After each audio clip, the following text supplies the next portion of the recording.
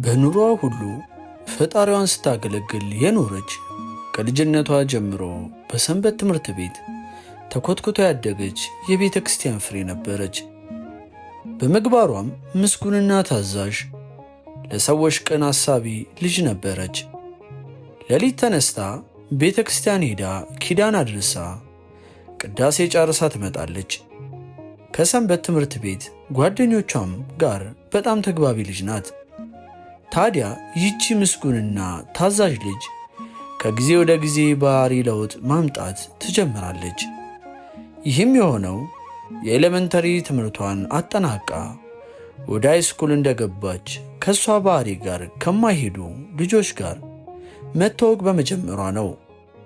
ለሷ አዲስ ነገር እንደመሆኑ ከነሱ ጋር ሆና የልብ ጓደኞቿን የነፍስ ወዳጆቿን እስከ መርሳት አድርሷት ነበረ።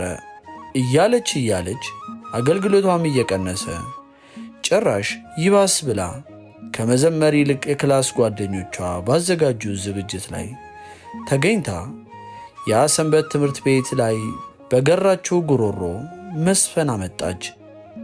ኪዳን ማድረስ ቀረ፣ ቅዳሴው ተረሳ፣ አገልግሎት ቀረ።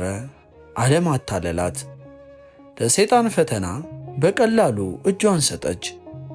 እንደዛ ቤተ ክርስቲያን ቤቷ እንዳላደረገችው መዋሉ አንሶባት አዳር እንዳልቀራት ዛሬ ላይ በቀን አንዴ እንኳን ደጁን መርገጥ አቃታት።